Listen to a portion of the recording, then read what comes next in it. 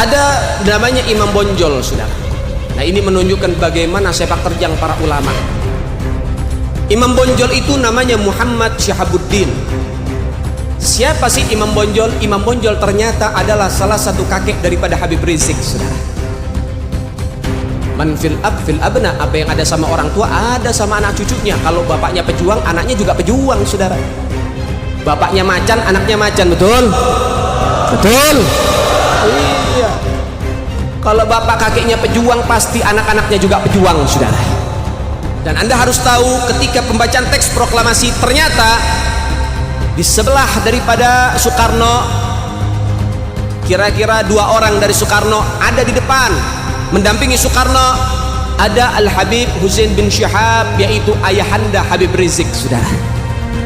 Beliau mengatakan, mulai detik ini, mulai saat ini, pasang di rumah-rumah kalian dan tinggikan bendera merah putih. Indonesia telah merdeka, sebarkan ke seluruh Indonesia untuk mengibarkan bendera merah putih, saudara. Subhanallah walhamdulillah wa la ilaha illallah. Saudara yang dimuliakan oleh Allah. Namun yang perlu disampaikan di sini, ketika maraknya keadaan semacam ini menunjukkan bahwasannya sudah ada indikasi-indikasi kebangkitan PKI, saudara. Dan ini perlu dikasih tahu. Apa sih kaitan PKI dengan pondok pesantren? Banyak. Karena target utama PKI itu ya pondok-pondok, saudara. Target utama yang akan dibumi hanguskan oleh PKI ya guru-guru, para ulama-ulama. Dari zaman dulu mereka memusuhi daripada para ulama. Kenapa? Karena para ulama yang berani menyuarakan yang hak itu hak, yang batil itu batil, saudara. Sehingga nggak sedikit para ulama yang dibantai, pondok pesantren yang dibakar, dan juga santri-santri yang dibunuh dan digorok lehernya oleh PKI, saudara. Dan ini perlu kita pahami baik-baik. Dan PKI itu berusaha untuk memutuskan dan menjauhkan masyarakat dengan para ulama. Itu adalah indikasi-indikasinya.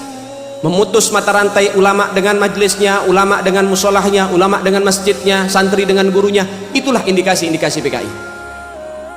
Memutus mata rantai daripada apa? Ahlul Bait dengan umatnya Nabi, sehingga dibikinlah propaganda di mana-mana. Sehingga apa? Miris kita punya hati.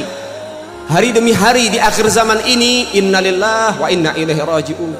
Sudah berapa banyak Ahlul Bait Nabi Muhammad yang dizalimi, saudara.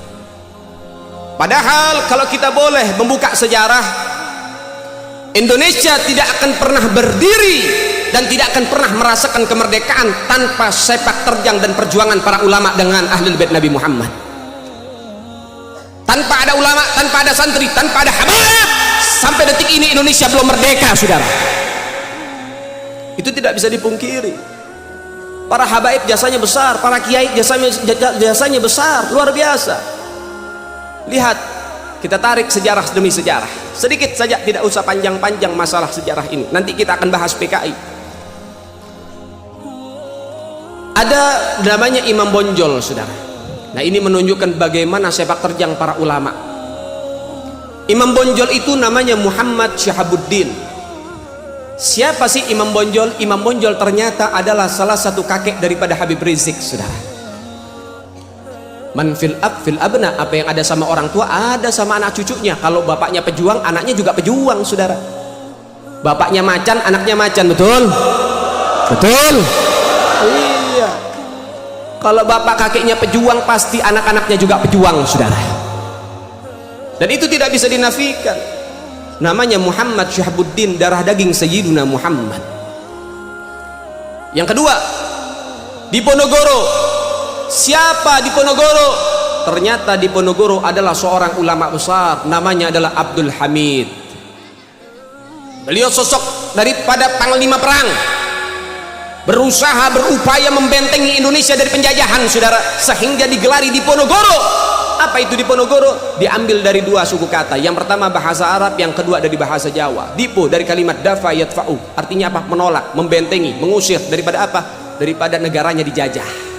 Mengusir penjajah dari negara, menolak penjajah dari negara. Negoro dari bahasa Jawa yaitu negara, artinya apa? Membentengi negaranya dari penjajahan. namanya adalah Abdul Hamid, seorang ulama besar. Makanya kalau kita lihat lukisannya di Ponorogo pakai imamah, Imam Bonjol pakai imamah. Ulama tidak bisa dipisahkan dari Indonesia. Pejuang-pejuang kita, masyarakat kita, mayoritas para pejuang adalah para ulama. Dan juga saudara, siapa lagi? Ada namanya Kapiten Patimura.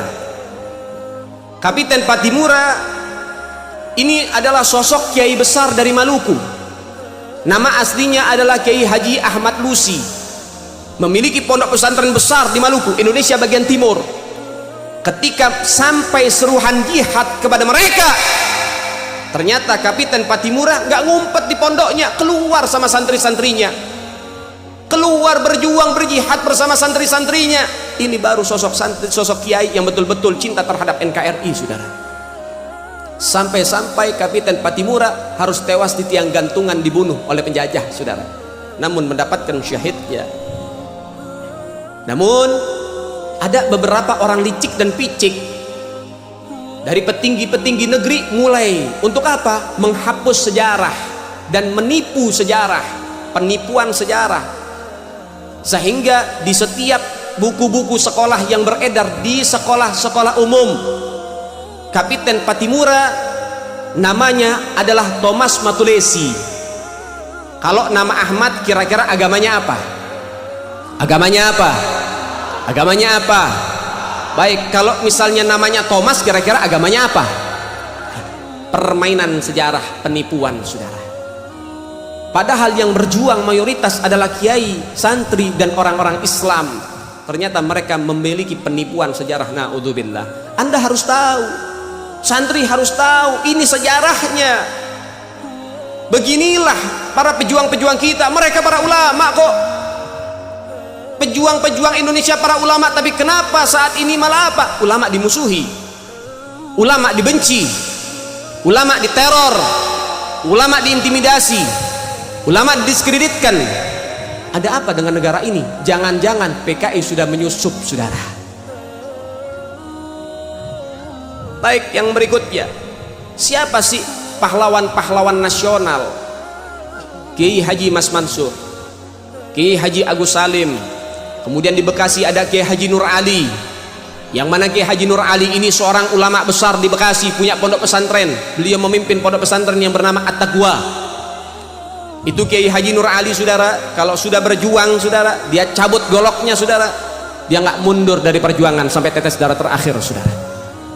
Sempat beliau Kiai Haji Nur Ali di Bekasi, beliau jalan kaki dari Bekasi sampai Jogja untuk ketemu Jenderal Sudirman, menyusut daripada strategi perang, saudara. Ini ulama-ulama kita, aset Indonesia. Jenderal Sudirman, siapa backgroundnya? Apa backgroundnya? Ternyata Jenderal Sudirman adalah ulama besar di Jogja. Setiap hari mengajar ngaji, baik anak kecil maupun orang dewasa, diajarkan fikih, hadis, tafsir, dan lain sebagainya. Backgroundnya adalah ulama dan menjadi jenderal terbesar, saudara, ada di Indonesia. Itu dari kalangan kiai, dan ini hanya sebagian, masih banyak lagi. Sekarang pertanyaannya, apa jasa Ahlul Bait Sayyiduna Muhammad? Apa jasanya mereka para habaib di Indonesia? Apa jasanya? Baik, yang pertama, Al-Habib Husain Al-Mutahhar. Beliau dari Semarang. Beliau yang menciptakan lagu 17 Agustus dan Syukur, dan beliau adalah bapak pramuka yang menciptakan pramuka, Al-Habib Husain Al-Mutahhar. Dan Anda harus tahu, ketika rumah Soekarno dikepung, di situ ada Habib Husain Al-Mutahhar, dan Belanda mencari bendera merah putih yang sudah dibuat untuk dibakar dan dibumi hanguskan, saudara. Soekarno menyerahkan kepada Habib Husain, tolong Pak Husain jaga bendera ini baik-baik. Habib Husain mengatakan, saya jaga walaupun nyawa saya terancam, sehingga bisa berkibar ada di mana-mana, saudara. Yang kedua, yaitu daripada Al-Habib Ali bin Abdurrahman Al-Habsyi, atau yang dikenal dengan Al-Habib Ali Kuitang. Habib Ali Kuitang ini, Habib Ali Habsyi ini, beliau adalah guru Soekarno.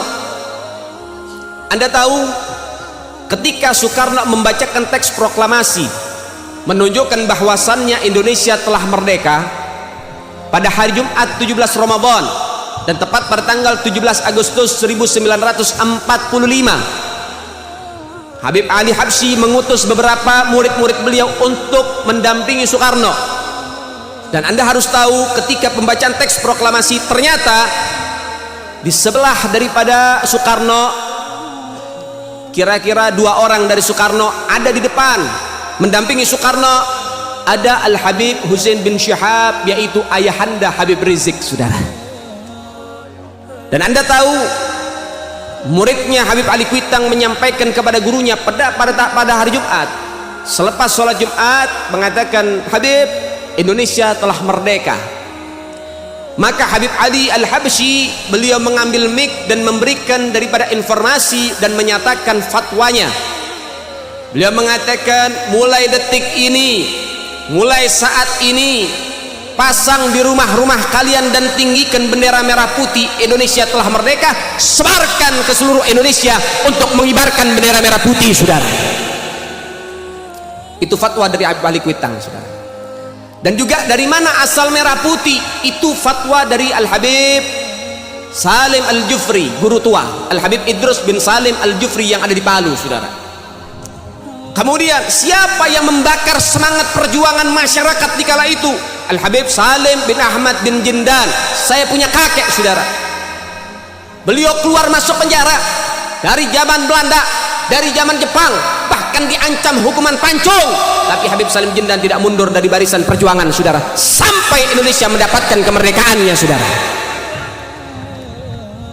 Sampai beliau mengenakan jubah berwarna putih dan dalamnya warnanya merah, karena di kala itu nggak boleh berkibar bendera merah putih. Tapi untuk memberikan semangat kepada masyarakat ketika beliau berorasi, beliau mengebas-ngebaskan jubahnya, memberikan informasi. Untuk apa? Untuk senantiasa setia terhadap NKRI. Baik, yang berikutnya ada Syarif Hamid Al-Gadri, Sultan kedua di Pontianak, yang saat ini sedang kasus, saudara. Ya, ada orang nggak punya otak ngomong ngaco, ya, pengkhianat, teriak pengkhianat. Syarif Hamid Al-Gadri inilah yang merancang dan menggambar, yaitu daripada lambang negara Garuda. Kalau misalnya yang dikatakan oleh dia, ini kan dikatakan bahwasannya Syarif Hamid Al-Gadri ini pengkhianat, yang ngomong lebih pengkhianat lagi, lebih bejat lagi, saudara. Kalau misalnya Syarif Hamid Al-Gadri pengkhianat, ngapain lambangnya dipakai? Ya akan mungkin dipakai oleh negara. Tapi ketika lambangnya yang dibuat oleh dia, lahir dari karya tangannya, dipakai oleh negara kita, menunjukkan bahwasannya Syarif Hamid Al-Gadri adalah pahlawan, bukan pengkhianat, saudara sekalian.